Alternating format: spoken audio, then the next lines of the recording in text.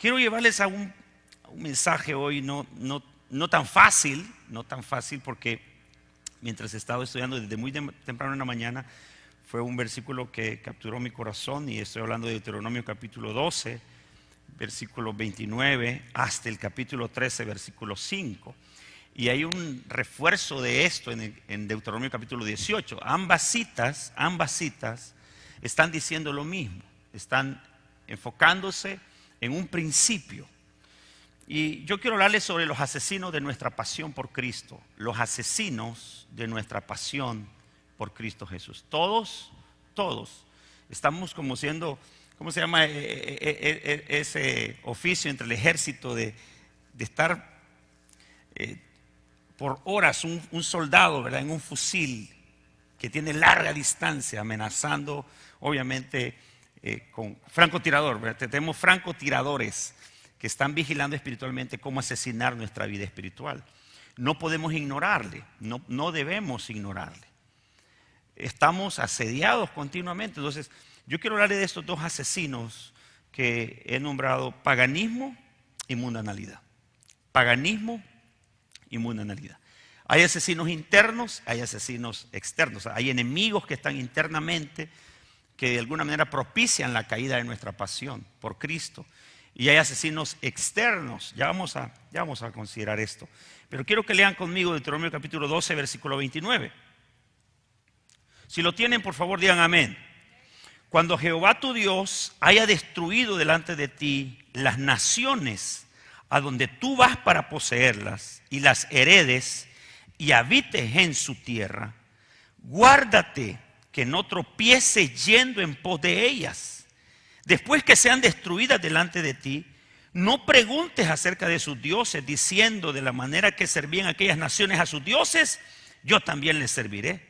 No harás así a Jehová tu Dios, porque toda cosa abominable que Jehová aborrece, hicieron ellos a sus dioses.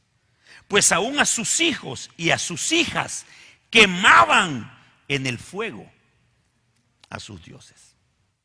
Cuidarás de hacer todo lo que yo te mando. No añadirás a ello, ni de ello quitarás. Cuando se levantare en medio de ti profeta o soñador de sueños, y te anunciare señal o prodigios, y si se cumpliere la señal o prodigio que él te anunció, diciendo: vamos en pos de dioses ajenos que no conociste y sirvámosles, no darás oído a las palabras de tal profeta, ni a tal soñador de sueños, porque Jehová vuestro Dios os está probando, para saber si amáis a Jehová vuestro Dios con todo vuestro corazón y con toda vuestra alma. En pos de Jehová vuestro Dios andaréis, a él temeréis, guardaréis sus mandamientos y escucharéis su voz, a él serviréis y a él seguiréis. Ahora quiero que viajen rápidamente a Deuteronomio 18. Ahí, unas 4 o 5 páginas adelante, encontrarán el capítulo 18, versículo 9. Miren una vez más el resalto de este mensaje. Cuando entres a la tierra, versículo 9, cuando entres a la tierra que Jehová tu Dios te da, no aprenderás a hacer según las abominaciones de aquellas naciones. No sea hallado en ti quien haga pasar a su hijo o a su hija por el fuego, ni quien practique adivinación, ni agorero, ni sortílego, ni hechicero, ni encantador, ni adivino, ni mago, ni quien consulte a los muertos. Porque es, ¿qué dice? Oigan esa palabra: abominación para con Jehová cualquiera que hace estas cosas. Y por estas abominaciones Jehová tu Dios echa a estas naciones de delante de ti. Perfecto serás delante de Jehová tu Dios, porque estas naciones que vas a heredar a agoreros y a adivinos oyen, mas a ti no te ha permitido esto Jehová tu Dios. Oremos. Señor Espíritu Santo, toma control hoy de mis labios, de mi corazón, como también de los oídos de la congregación, como los míos. Estar atento a tu voz. Esta es tu voz, no es mi voz, es tu voz, la que hoy clamas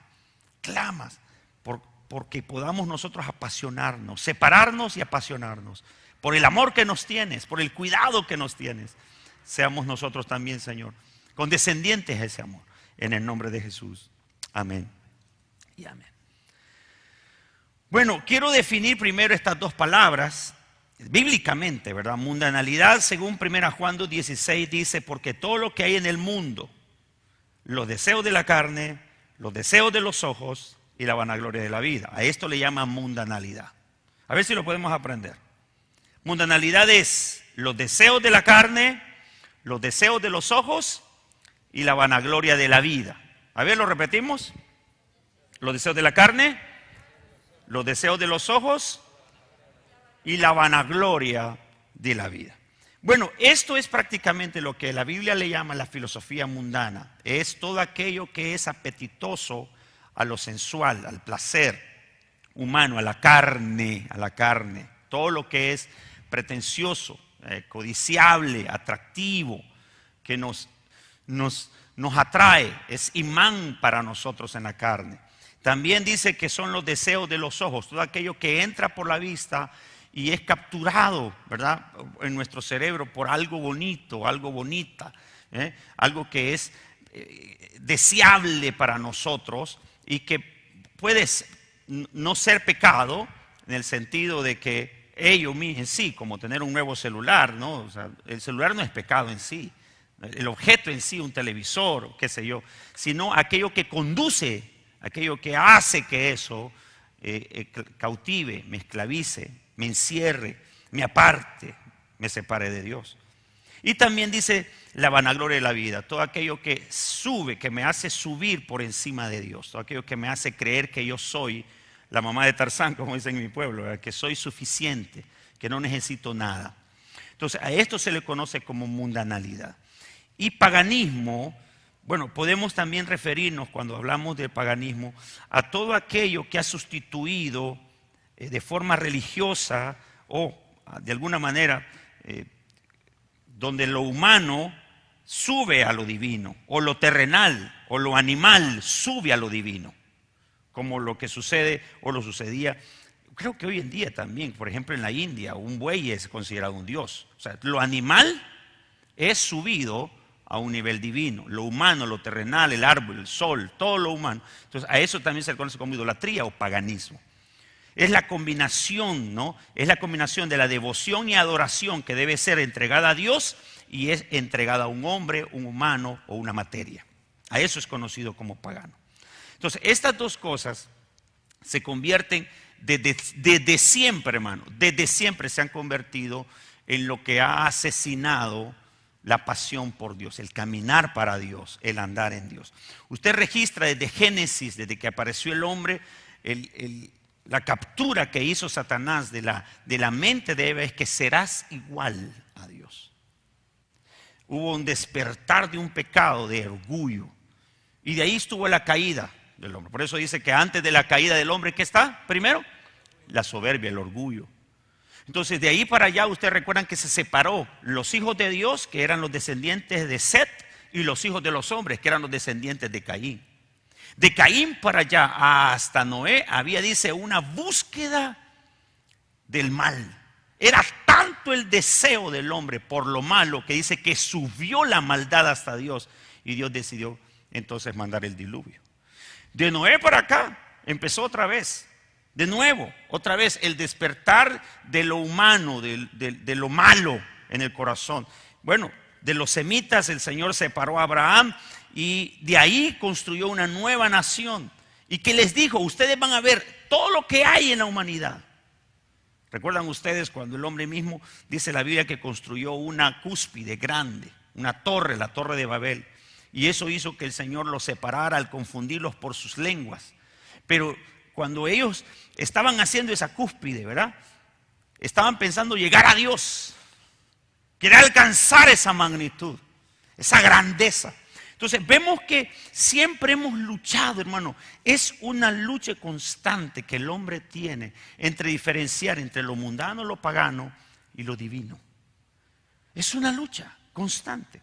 El problema ahora en día es que por lo menos antes era bien clara la idolatría porque se le rendía obviamente un altar, ¿verdad? Había un altar, los pueblos se ponían de acuerdo y habían chamanes, habían sacerdotes, habían personas que eran prácticamente, ¿verdad?, comprometidas, y estaban comprometidas al pueblo a llevarlo a esa idolatría, ¿no? Y desde siempre hemos visto en la historia ese tipo de búsqueda, en vez de buscar a Dios, se busca la idolatría.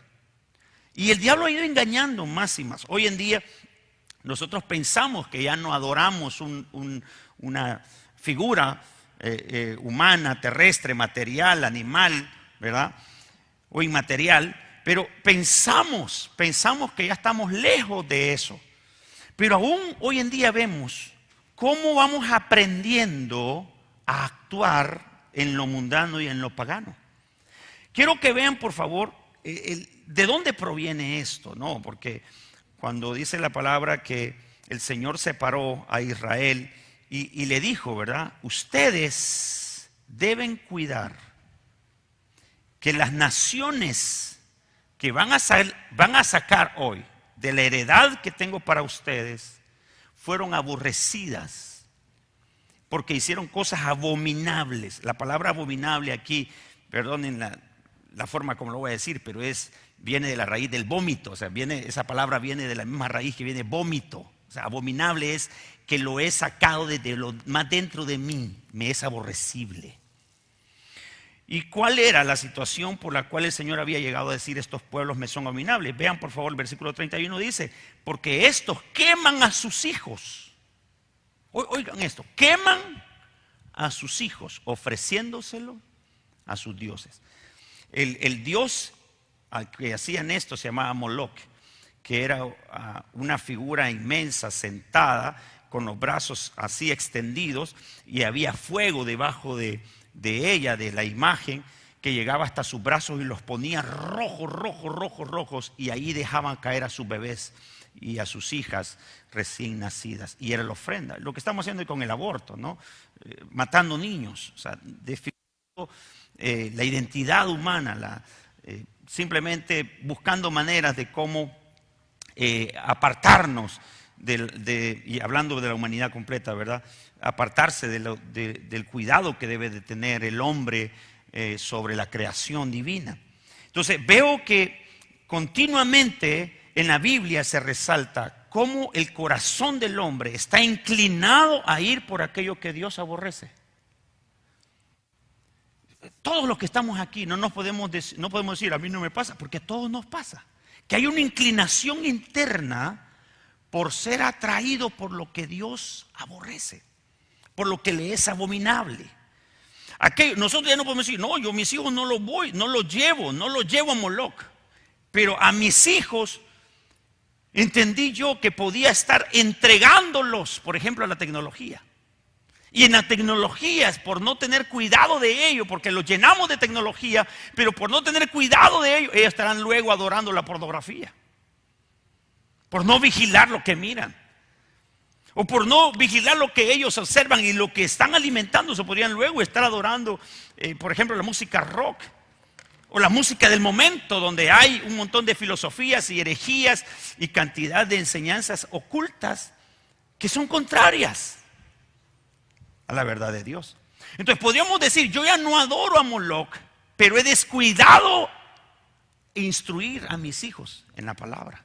Y estoy entregándolos supuestamente por entretenimiento, porque no estén molestando, porque estén tranquilos, ¿verdad? Entonces, aquí está, ¿verdad? Y me separo, ya está tranquilo, pero ya me ocupo y ya lo tengo entretenido. Pero no sabemos lo que estamos metiendo en la cabeza. Hoy las series de niños tienen que ver con lesbianismo, con homosexualismo, para que lo vayan ya asimilando, para que lo vayan aceptando. Y lo que estoy haciendo es entregándolos a la religión de hoy, al paganismo de hoy, a la idolatría de hoy. Entonces debemos estar conscientes, mis amados, que estamos de igual manera o peor, más amenazados por la mundanalidad y por la idolatría o el paganismo. Entonces quiero al menos dar 3 consejos. Primero, hay que aprender a desaprender. Hay que aprender a desaprender. ¿Qué estoy queriendo decir? Tenemos que comprender cuándo es pagano, cuándo es mundano. O sea, tengo que aprender a diferenciar. Tengo que saber cuándo algo es contaminante. Me dicen amén si me están entendiendo, porque si no tengo que volver desde el principio. Pero cuando algo es pagano, cuando algo es mundano. Bueno, obviamente no vamos a hacer cazafantasmas, ¿verdad? La Biblia dice que tenemos el Espíritu de Dios que nos da discernimiento. Y yo puedo entender, porque hasta dice, se van a levantar profetas, fíjense, las palabras que usa el Señor. Van a levantarse profetas y soñadores. Y van a dar señales del cielo. Y se van a cumplir las señales. ¡Wow! Hasta eso da miedo, ¿verdad? De decir, o sea que estaremos expuestos a que aparezcan líderes espirituales. Que aún digan cosas y señales y se cumplan. Pero van a estar corrompiendo el corazón y la mente porque los inclinarán a cosas mundanas. Entonces, esto nos hace ver, hermanos, que tenemos la obligación de ser celosos, vigilantes, cuidadosos. Tenemos que desaprender de lo mundano y aprender de lo divino. Tenemos que ajustar nuestras mentes y nuestros corazones por la palabra, ¿verdad? Porque ella nos entrene, nos enseña y decirle, Señor Espíritu Santo, instrúyeme, dirígeme, háblame, dime, no, ahí no, ponme un semáforo frente a mí, porque lo que deseo es adorarte solo a ti y no tener otro vínculo de adoración, otra situación que me haga apartarme de ti, sino anhelo con todo mi corazón solo tenerte a ti. Y oiga esto, el Señor lo va a hacer. Si usted le dice al Señor, enséñame a poder visualizar, poder ser alertado cuando estoy siendo atraído, seducido por los ojos, por la vanagloria de la vida, o por aquello que me llama la atención, el deseo de la carne. Enséñame cuando algo que puede hacer que lo necesite, pero esto que lo necesite puede hacer que lo convierta en mi Dios. Puede ser que sea algo que lo necesite, es parte de mí. Puede ser mi carrera profesional, puede ser mi trabajo, puede ser mi esposo, mi esposa, mis hijos. Pero por favor, Señor, que nada de esto se convierta en mi Señor, en mi Dios. Porque solo Él es. ¿Cuántos pueden decir solo Él es Dios? Solo hay un Dios, hermano. Solo hay un Dios, hermano. Solo hay un Dios y un solo Señor. Entonces, todos debemos aprender a desaprender. Y todos debemos aprender a conocer. Entonces, tenemos que diferenciar, tenemos que estar observando, tenemos que ser muy sutiles. ¿Qué programa vemos? ¿Qué páginas de internet visitamos? ¿En qué redes nosotros estamos metidos? ¿A qué páginas nos suscribimos? ¿Qué videos continuamente estamos? Mire, ¿qué memes? ¿Aló? ¿Qué memes permitimos reírnos? Ay, qué alegría me da la burla que le dan a fulano. Hasta de eso tengo que tener cuidado. Porque estoy siendo partícipe de la mofa. Estoy siendo partícipe de la burla. Estoy siendo partícipe de denigrar a personas. Debo de cuidarme y decir, Señor, no quiero ofenderte. No quiero ofenderte. Entonces, debo también, de igual manera, ¿verdad? Al querer aprender, debo saber cuáles son las instrucciones divinas. ¿Cuáles son las instrucciones de Dios? Dice, cuando entres a la tierra que Jehová tu Dios te da, no aprendas a hacer como ellos hacen, sino que, y ese es lo que dice la palabra, ¿verdad? Sino que, esta palabra, sino que, cuidarás de hacer lo que yo te mando. Mire qué instrucción más específica, ¿verdad? ¿Y qué cree que pasó con Israel? Cayeron en descuidar lo que el Señor les mandaba. Pasó la generación de Moisés, pasó la generación de Josué y a Dios se olvidó. Entonces yo le pregunto, aquí algo importante. ¿Cuándo se acabará la instrucción en su descendencia sobre Dios? O sea, en otras palabras, ¿hasta dónde llegará la enseñanza cristiana en tu descendencia? ¿Serás tú la última de tu descendencia? ¿Serás tú el último de tu descendencia? ¿O tus hijos van a perseverar en la palabra? ¿Tus nietos van a perseverar en la palabra? Por eso la Biblia le decía, ¿verdad? El Señor le decía en la Biblia, en Deuteronomio capítulo 6, le dice, Moisés, el Señor le dice a Moisés, diles, hablen con sus hijos cuando salgan de la casa, cuando estén en la casa, cuando vayan por el camino, diles estos mandamientos para que los pongan por obra y que repíteselos a los hijos de tus hijos. Mantén el legado de darle a conocer, ¿verdad?, a tu descendencia, a tu familia, sobre qué va a estar constituida tu fe. Y hay algo muy interesante, hermanos, sobre nuestras casas. ¿Cuál es la instrucción en tu casa? ¿Qué es lo que se aprende en tu casa? Escuchen, por favor, hermano. Hemos abandonado, quiero usar una buena palabra, ¿verdad? Bienalmente, hemos abandonado inconscientemente la educación más importante, que es la de la casa. Y la hemos dejado a la escuela, a las instituciones educativas, creyendo que ellos van a formar el carácter de nuestros hijos. Y es totalmente incorrecto, equivocado. Los formadores de carácter y del pensamiento es la casa. Los formadores de la fe están en la casa. Los formadores de los valores que van a llevar a tus hijos al éxito está en la casa. Está en la casa. Mientras más nos exponemos, hermano, así como la radiación, mientras más una persona se contamina de radiación, ¿verdad?, más peligro hay en él. Así es, igual manera, con lo bueno. Mientras más expones a tus hijos a la radiación espiritual, más contagiados del Espíritu de Dios van a estar.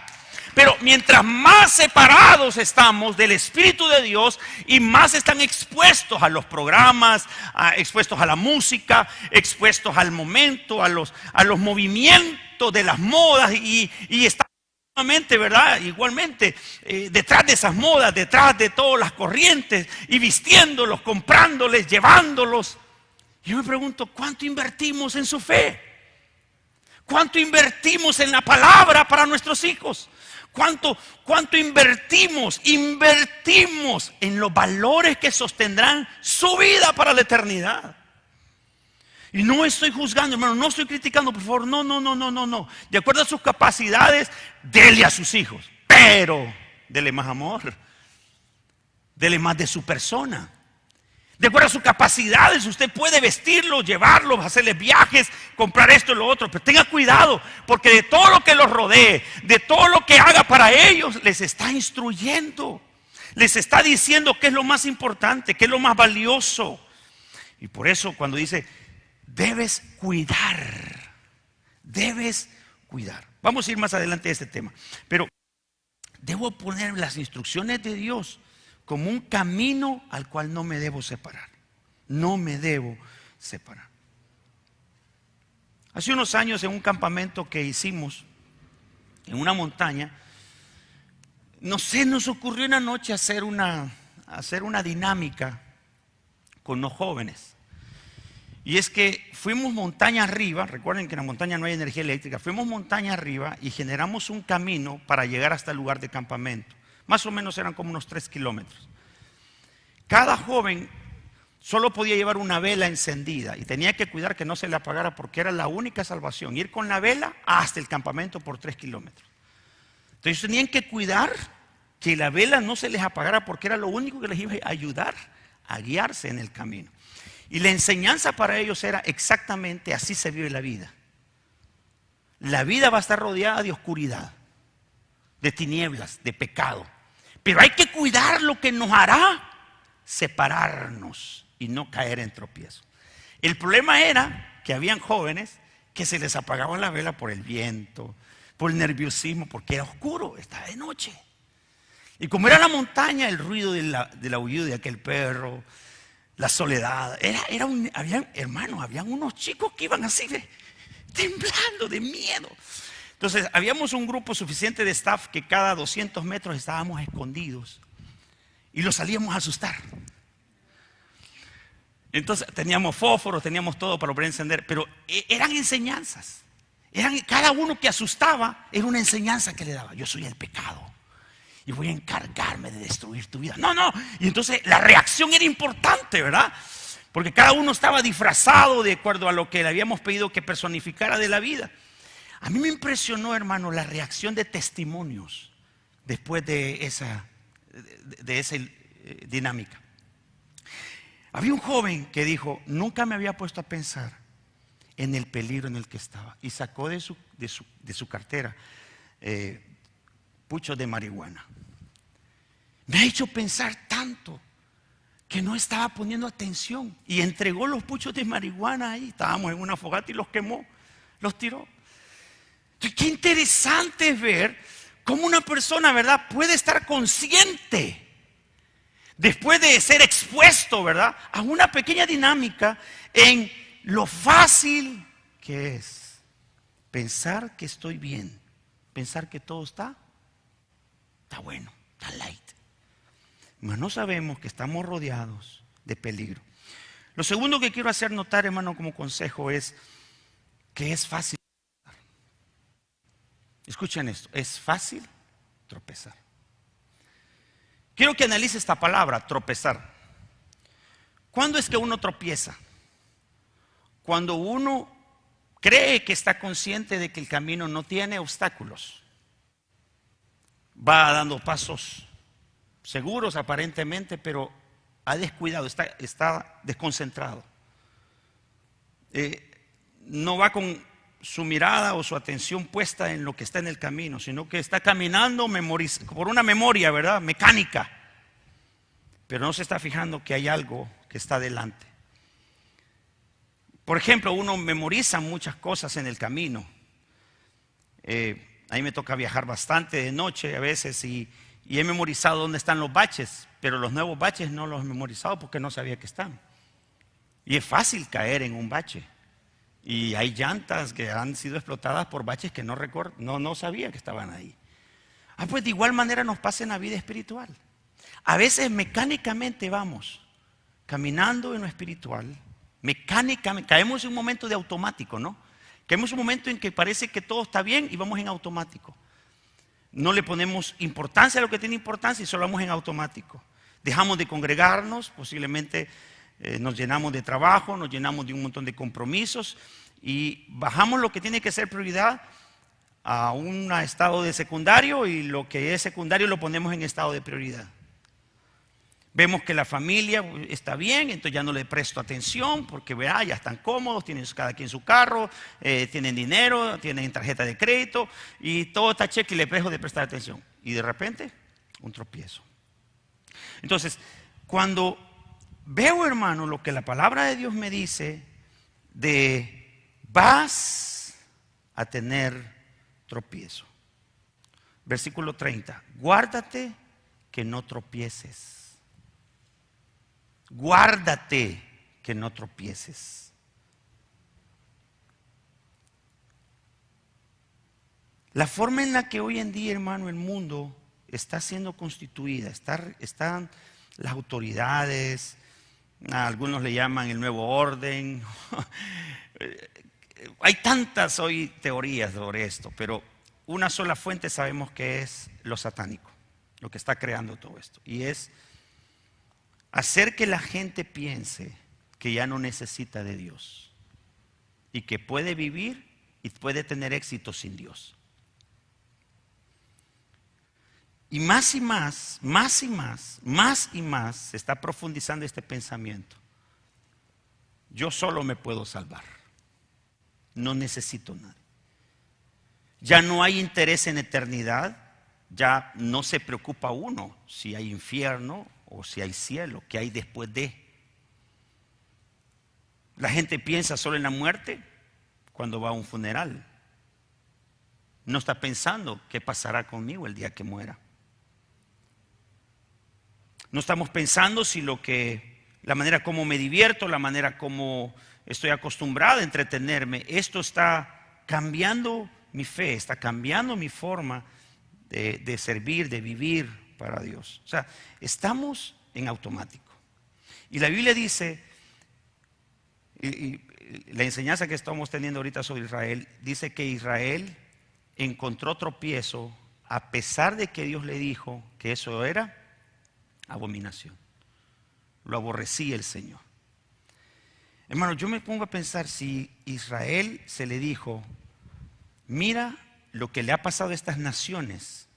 Ellos mismos fueron el canal de castigo para esas naciones por haber hecho lo aborrecible. Y aún así, cayeron en la trampa de idolatría. Yo creo, hermanos, que la mayoría de nosotros estamos conscientes porque vemos el ejemplo. Puede ser, ¿no?, que una persona mire el ejemplo de una persona que por el alcohol termina en la calle y aún así bebe. Puede ser personas que están conscientes de otros que han quebrado económicamente por un mal manejo de sus finanzas y aún así son gastones. Entonces, aún teniendo la experiencia negativa, nos cuesta tomar consejo y decir, yo debo cambiar mi actitud, debo cambiar mi forma de vida, porque esto es lo que está pasando. Entonces, esto es lo que el Señor dice: ustedes tienen un tropiezo. Y aquí internamente lo tenemos todos. Imagínense, ¿cuánto le cuesta a usted aceptar que su esposo o que su esposa le llame la atención? O sea, que su esposo le diga, no, mira, así como está, no está bien. O sea, ¿cuánto te cuesta aceptar, por ejemplo, que un líder, que alguien te dé un consejo, que te pilló en algo y entonces te llama la atención? ¿Cuánto te cuesta aceptar eso? Y en eso encuentras tropiezo. Cuando alguien te llama la atención, te da un consejo y tú lo que haces es enfadarte, enojarte, ahí encuentras un tropiezo. Entonces, la Biblia está diciendo, fíjate, que siempre vas a tener la tendencia de creerte autosuficiente. Pensar que eres autosuficiente. Entonces, ¿a quién estoy elevando? Cuando me creo autosuficiente, ¿a quién estoy elevando como Dios? Así es la vanagloria, lo mismo, a mí mismo. Cuando yo me creo autosuficiente, estoy cayendo en la trampa, en el tropiezo de pensar que soy Dios. Algunos piensan que el paganismo y la mundanalidad solo atrae al mundo, pero ¿verdad que no es así? ¿Verdad que estamos siendo nosotros también atacados por lo mismo? Entonces debemos considerar, escuchen esto, debemos considerar lo que es abominable y decir, esto Dios lo aborrece. Esto Dios lo aborrece. Debo pensar en aquellas cosas que, en práctica, formas de pensar, maneras de actuar. Hermano, escuchen esto, por favor, escuchen esto. Aún aquellas cosas que yo le llamo normal, Dios las aborrece. ¿Sabía usted que hasta enojarse Dios lo aborrece? ¡Ay, pastor! Y usted no se enoja. ¿Cómo no? Y eso Dios lo aborrece. Con que uno también aborrece, que otros enoje, ¿vea? Entonces quiero que sepan esto, hermano, porque hay algo que se llama el teísmo amable. El teísmo amable, o el teísmo universal también, como se le conoce, es una doctrina que piensa en que Dios se ha apartado un poco de la humanidad. Dios existe y se ha apartado un poco de la humanidad, que cada quien vea cómo se entiende. Es una nueva doctrina, por cierto, está llegando, está pegando muy fuerte. Y esto está de alguna manera robando el corazón de las personas, aún creyentes en las iglesias, en que se apartan de Dios y solo lo miran cuando es justamente necesario. O sea, solo lo miran cuando es justamente necesario. Pero lo demás yo me entiendo. De lo demás yo me entiendo. Entonces, es creer que está ahí Él, pero no lo necesito.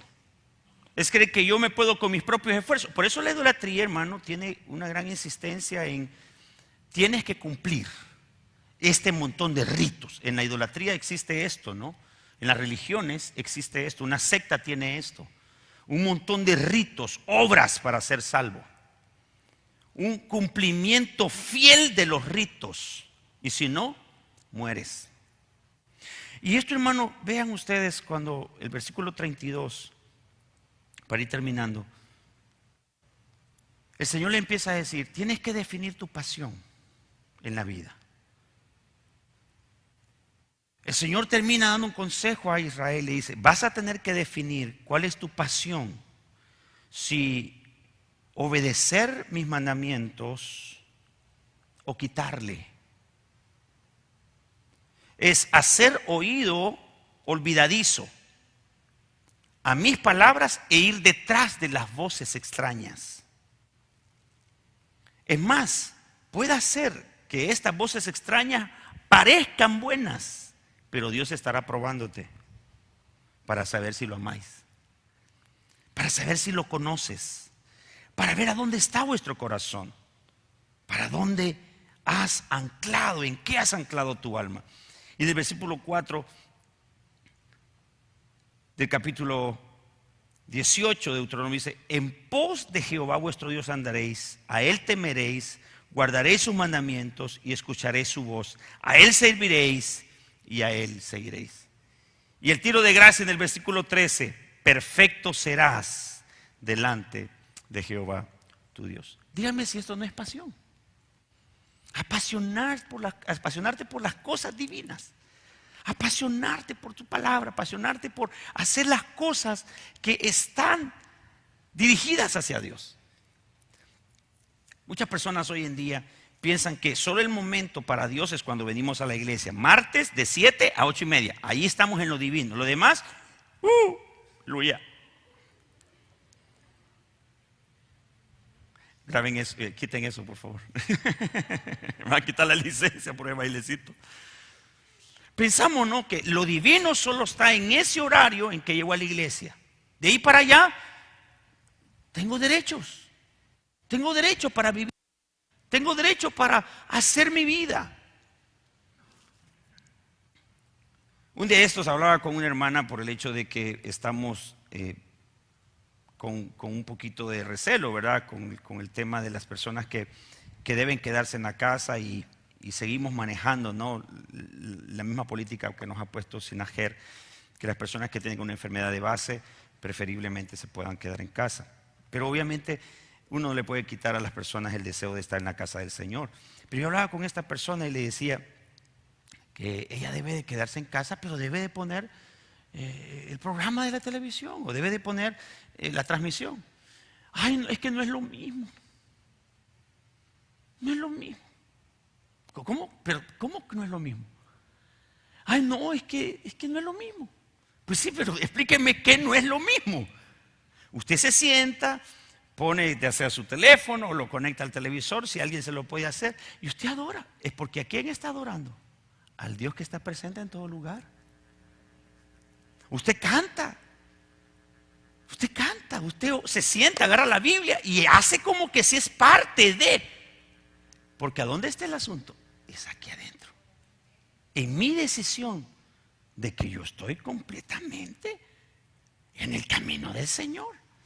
Y por eso en este tiempo en que no nos congregamos, mire, los 3-4 meses que no nos congregamos, ¿cuántas personas perdieron el hábito? Y no solo el hábito, la devoción, la pasión, el involucramiento, el deseo. ¿Por qué? Porque pensaron que el congregarse, el venir aquí a esta casa, obviamente que es la casa de Dios, era el hacer religión, era el hacer vida espiritual. Entonces la práctica que tenían era sentarse y estar en todo lo que es la liturgia cristiana. Pero ya de ahí para allá separaban lo divino con lo terrenal. Entonces decían, bueno, lo divino se queda aquí, Señor, nos vemos el domingo. Déjame separar. Y entonces ya de ahí para allá yo ya tengo mi negocio, vea, mis cosas, y estoy en mi vida cool, ¿verdad? Ah, hoy es domingo. Ah.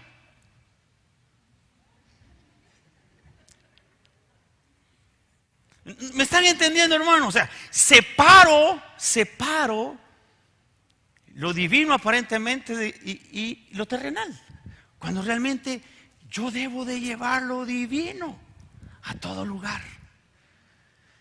El Señor estará con nosotros todos los días. Todos los días. O sea, yo debo ir con Él a todo lugar. Y debo de estar con Él y para Él. Y por eso dice, cuidarás. Perfecto serás. Amarás a Dios de todo corazón y con toda vuestra alma. En pos de Él andaréis y a Él temeréis y a Él seguiréis. Perfecto serás. Creo, hermano, entonces que tenemos que definirlo. Tenemos que definirnos. O voy a ser mundano, pagano, o voy a ser cristiano. ¿Cómo? Sí. Tenemos que definirnos. ¿Voy a estar detrás de una filosofía terrenal, mundana? ¿Me va a secuestrar mi fe, mi voluntad, aquello mundano, pagano, que ya lo dije, los deseos de los ojos, los deseos de la carne, la vanagloria de la vida, todo aquello idolátrico, aquello que me lleva apasionadamente a seguir y hasta llamarlo mi Dios, mi Señor? ¿O lo voy a poner a Él en todo? Y lo voy a hacer dueño a Él de todo. Y me voy a enamorar de Él.